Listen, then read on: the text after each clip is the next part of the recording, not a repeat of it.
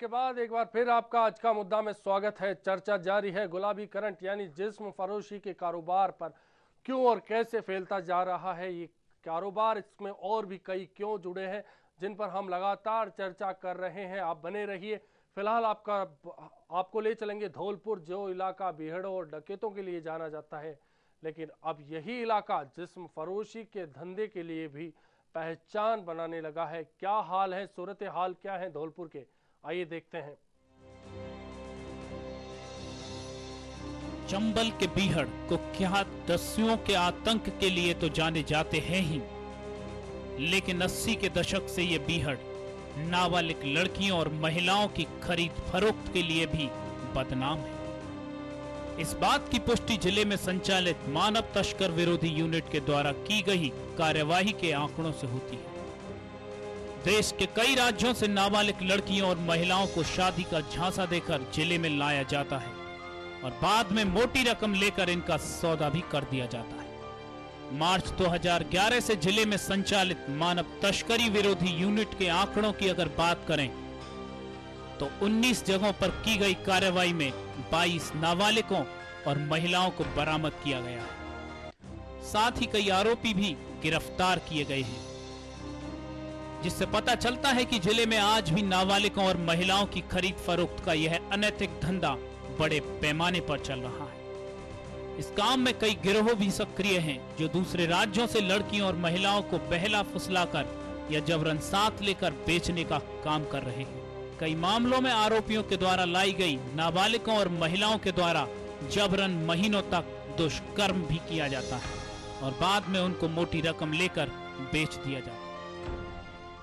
धौलपुर के अंदर पिछले साल मार्च महीने में अपने गठन के पश्चात अभी तक लगभग 21 लड़कियों को दस्तयाब किया है, जिसमें इस वर्ष में विशेष कार्यवाही करते हुए पिछले 4 महीनों के दौरान लगभग 17 लड़कियों को दस्तयाब किया गया है।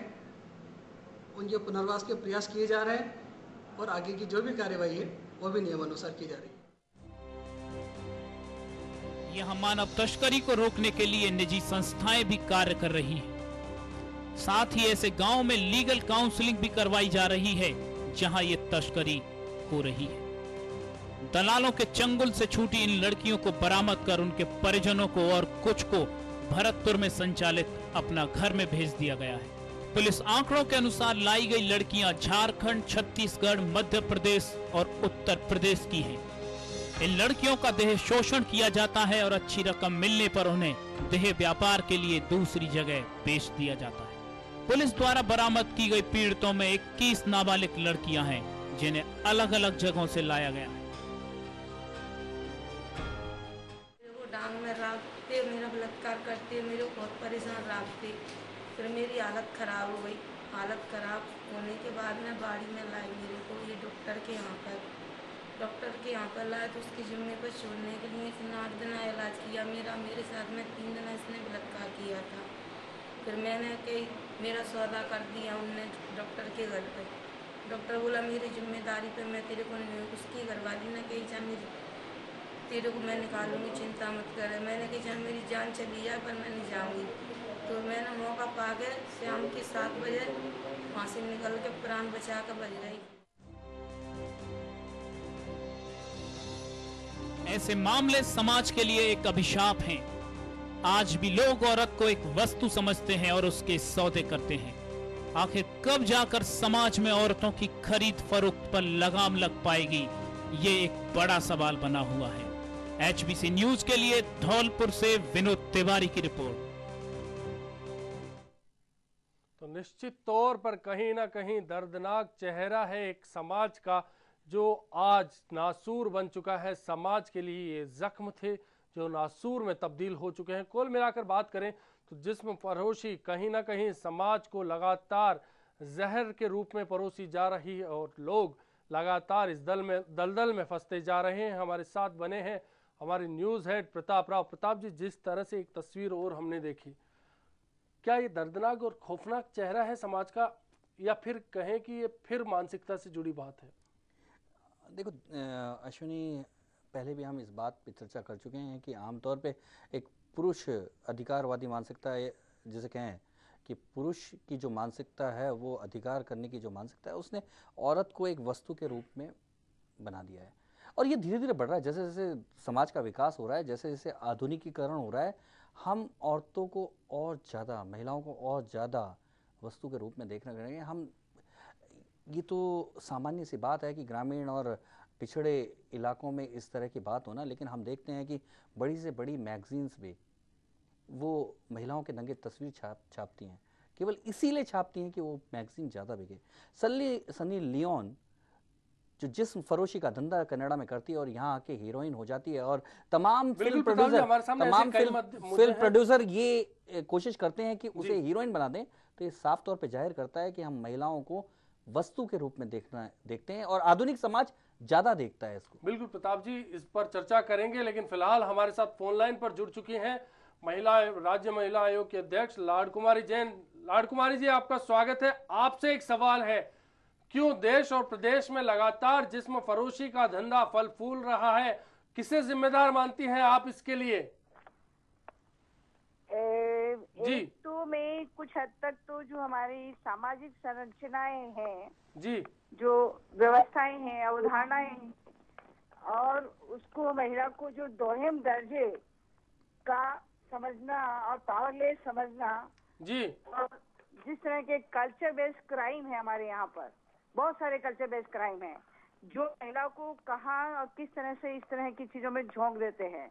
क्योंकि पहले एक पर्टिकुलर कम्युनिटी में हुआ करता था, लेकिन आजकल इतना जनरलाइजेशन हो गया, इसके पीछे आर्थिक और सामाजिक कारण जिम्मेदार हैं। लाड कुमारी जी, एक बड़ा सवाल उठता है, जिस आधुनिक समाज को, पढ़े लिखे समाज को कहते हैं, उस समाज में क्या ये मानसिकता ज्यादा नहीं कर रही कि महिलाओं को प्रोडक्ट के रूप में देखने की, हर किया जा रहा है, कमोडिटी के रूप में उनको इस्तेमाल किया जा रहा है। बिल्कुल बिल्कुल, इसलिए हमारे कल्चर या हमारी कम्युनिटीज जो पुरानी है वो कितनी जिम्मेदार लगती है आपको? हमारे कल्चर जो पुराना सारा ये एक पर्टिकुलर कम्युनिटी में हुआ करता था, और उसमें भी ये हुआ करता था कि जो मैरिड वुमेन होती उनको वो इस धंधे में नहीं डालते थे, जो अनमेरिड, तो उससे क्या चाइल्ड मैरिज डेवलप हो गई थी, तो कई सारी चीजें एक दूसरे से नहीं। पर लाड कुमारी जी, जिस चीज की आज हम चर्चा कर रहे हैं वो ज्यादातर पढ़े लिखे और हायर सोसाइटी के तबके में ज्यादा है, उस सोसाइटी में ज्यादा है। उसी बात पे आ रही हूँ कि अब जो इजी गोइंग, इजी मनी और इजी लाइफ, ये तीन चीजें, easy going, easy money, easy life, जो इन चीजों पे विश्वास कर रहे हैं वही इस तरह की चीजों को बढ़ावा दे रहे हैं। अब लाड कुमारी जी देखिए, एक मंत्री पकड़े जाते हैं, दूसरे बड़े नेता पकड़े जाते हैं, नारायण दत्त तिवारी जैसे पे इस तरह के मामले आते हैं, ध्रुव नारायण सिंह कहीं और फंस जाते हैं, इस तरह के सारे मामले एक और आ रहे हैं। दूसरी ओर हम सब जानते हैं कि बड़े बड़े घर की महिलाएं और पुरुष सब इस तरह के मामलों में लिप्त होते जा रहे हैं। क्या लगता है कि इसके पीछे दो चीजें हैं, एक पर्सनल रिलेशनशिप जो लिव इन रिलेशनशिप की बात हो सकती है, लेकिन ये जो एक बिजनेस के रूप में जो जिस तरह से डेवलप कर रहे हैं आय का जरिया बनाने के लिए, वो सबसे ज्यादा निंदनीय बात है। लाड कुमारी जी, हमारा सवाल ये था कि ये चीज दिल की नहीं रही, ये वासना की बन चुकी है, ये जो धंधा है वो वासना के कारण फला फूला है, ना कि दिल के कारण। उसको लेकर आपका क्या जवाब है? कौन जिम्मेदार है? जी, आपसे ये सवाल है कि क्या माने जब दिल का रिश्ता नहीं है? पहले कहा जाता था कि कहीं ना कहीं दिल मजबूर है, लेकिन अब वासना कहेंगे या आप क्या कहेंगे इस बारे में? नहीं, ये तो थोड़ा सा खुद को तय करना पड़ेगा। जहाँ एक और मैं कहती हूँ राइट टू चॉइस की बात हम करते हैं जी, तो ऑनर किलिंग नहीं होना चाहिए, तो वहीं पर हमें ये भी, हम महिलाओं के लिए भी मैं कह रही हूँ, हमारी लड़कियों को जो युवा छात्राएं हैं या ब्यूटी पार्लर, क्योंकि ब्यूटी पार्लर पे जाने पे कोई आपत्ति नहीं है, पर उसकी आड़ में जो सब कुछ हो रहा है और ये करवाने वाले लोग कौन है? जी, लाड कुमारी जी, और यूथ जो कर रहे हैं, तो इसलिए मैं मैसेज देना चाहूंगी कि राइट टू चॉइस में लड़कियां भी अपना तय करें कि क्या करना और क्या नहीं करना। लाड कुमारी जी, यहाँ सवाल ये उठता है कि जिस तरह की स्वच्छंदता आती जा रही है समाज में, क्या वो जिस्म फरोशी की ओर नहीं ले जा रही? क्योंकि अब रिलेशन से ज्यादा फिजिकल रिलेशन पर जिस तरह से समाज, विशेषकर हायर सोसाइटी का ध्यान बढ़ता जा रहा है, क्या ये समाज के लिए खतरा नहीं बनता जा रहा? थोड़ा तो, क्योंकि हमारे यहाँ हर चीज की सिक्योरिटी होती थी, मैरिज सिस्टम होता, उसके पहले कोई ऐसी बात नहीं होती थी, लेकिन अब धीरे धीरे जो चेंज आया है और राइट टू चॉइस में और लिव इन रिलेशनशिप में, वहां तक कोई बुराई नहीं। लेकिन जिसकी आपने मुद्दा उठाया है कि जिस्म फरोशी का, वहीं पर सबसे बड़ी आपत्ति है कि यही इसको कमा खाने का धंधा और जरिया जिन लोगों ने बना रखा है। बड़े बड़े लोग इन्वॉल्व हैं। पहले अजमेर में जिस तरह का स्कैंडल हुआ था, कोटा बारा में जिस तरह का स्कैंडल हो रहा है, और आए दिन हम कहीं ना कहीं किसी डिस्ट्रिक्ट के बारे में जान रहे हैं। नहीं, लाड कुमारी जी, एक बड़ा सवाल है कि जो महिपाल मदेरणा के जिस तरह से रिलेशन थे, या अभिषेक मनु सिंघवी पे जो आरोप लगे, क्या उसे आप सही मानती हैं, या वो परमिशेबल है? सही तो मैं क्या कोई भी नहीं मान सकता है। यदि कोई आर्टिस्ट है, कोई डांसर है, या किसी में कोई खूबी है, तो वो एक कला है, आर्ट है, और उस कला की कदर करने के ही बजाय उसका शोषण करने के, यौन शोषण नहीं होना चाहिए और किसी तरह का शारीरिक शोषण नहीं होना चाहिए। लाड कुमारी जी, अभी आपने कुछ देर पहले कहा था कि समाज में कई तरह की पाबंदियां पहले हुआ करती थी, पहले का जो कल्चर था, समाज का जो सिस्टम था, वो आज बदल गया है।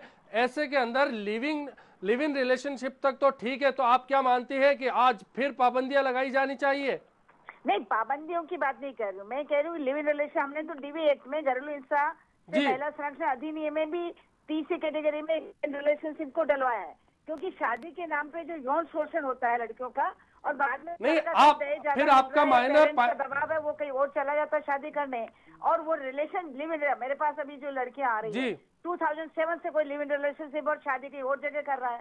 तो ये जो हो रहा है, वो आप जो कह रहे हो जिस वक्त दिखता है, लेकिन बिना दिखता हुआ नहीं, किस तरह की पाबंदियों की हम आपसे जानना चाह रहे हैं, किस तरह की पाबंदियों की बात कर रही थी आप? नहीं, मैं पाबंदियों की बात नहीं कर रही हूँ, एक समझ डेवलप करने की बात कर रही हूँ जी, एक समझ डेवलप करने की बात कर रही हूँ कि जितनी शुद्धता। लाड कुमारी जी, एक बड़ा सवाल ये उठता है कि क्योंकि जो समाज का तमाम तबका अपने नेताओं को देखकर, अभिनेताओं को देखकर और हायर सोसाइटी को देखकर अपनी मानसिकता बनाता है, क्योंकि पहले भी राजाओं को देखकर पूरा समाज चलता था, लेकिन आज जिस तरह के हायर सोसाइटी में वातावरण है, जिस तरह के रिलेशंस डेवलप हो रहे हैं, क्या वो लोअर सोसाइटी को उस ओर आकर्षित नहीं करता? आईएएस भी है, डॉक्टर्स भी है, टीचर प्रोफेसर भी है, जिनकी एक पत्नी और बच्चे गांव में और कहते हैं कि वो मेरे लेवल की नहीं है और मेरे स्टैंडर्ड की नहीं है, उनको गांव में खेती बाड़ी कर रही है या मजदूरी करके कर रही है, और बाद में उन्होंने अपना लेवल कर लिया और वो दूसरी जगह शादियां कर ली। ये पहले भी बहुत हुए हैं। नहीं, मेरा सवाल ये है लाड कुमारी जी कि क्या हायर सोसाइटी में जिस तरह के वातावरण बन गए हैं, जिस तरह के रिलेशन बनते जा रहे हैं, जिस तरह की स्वच्छंदता आती जा रही है, वो पूरे समाज को प्रदूषित कर रही है? क्या आपको नहीं लगता ये? नहीं, हायर सोसाइटी में एक्सचेंज ऑफ वाइफ और कई सारी चीजें डेवलप हुई है, जिसको मैं अप्रिशिएट नहीं कर सकती हूँ। जी, क्या लगता है लाड कुमारी जी, क्या क्योंकि जिस तरह से समाज ये टूटता जा रहा है, परिवार की व्यवस्थाएं टूट रही हैं, उसके लिए इस तरह के जिस्म पर कुछ सही तरीके से ले, डार्क में नहीं रखे, धोखा नहीं करे, 420 ना करे, फोर्जरी ना करे। लोग क्या करते हैं कि एक्स्ट्रा मैरिटल रिलेशन डेवलप करते हैं। भाई, मेल जो हमारे पुरुष हैं, यदि हम कहें कि वो डिसीजन मेकर हैं, वो निर्णय लेते हैं, तो वो निर्णय ले कि वो खुद अपने पे किस तरह से कानून क्या कर सकता है? सरकार, सिर्फ पुरुष जिम्मेदार है? आप क्या कहेंगे, सिर्फ इसके लिए पुरुष जिम्मेदार हैं जो महिलाएं ये धंधा कर रही हैं? ये नहीं कह रही हूँ, लेकिन बहुत हद तक वो इसलिए जिम्मेदार है कि हमारे यहाँ male dominated society, feudalism, patriarchy, ये सब चलते रहे हैं, और वहाँ निर्णय औरत कम लेती है, निर्णय घर के पुरुष लेते हैं। लाड कुमारी जी, एक बात की प्रक्रिया में या तो बैलेंस आए और मिलजुल कर, और दूसरा है कि हम स्पेस दें बच्चों को, घर में स्पेस दें, उनके साथ जो कुछ भी होता है। देखिए, हार्मोनल चेंजेज आते हैं और बहुत सारे प्रश्न हमारे युवा साथियों में उठते हैं, बच्चों में उठते हैं, और उनके आंसर वो खोजते हैं, कहीं मिलते नहीं है।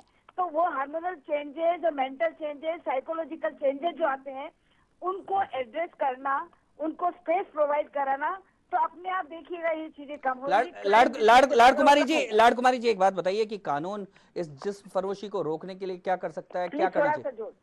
कानून जिस्म फरोशी को रोकने के लिए क्या कर सकता है, क्या करना चाहिए? कानून तो हमारा इंडिसेंट प्रेजेंटेशन ऑफ वीमेन कितना पहले बना हुआ है।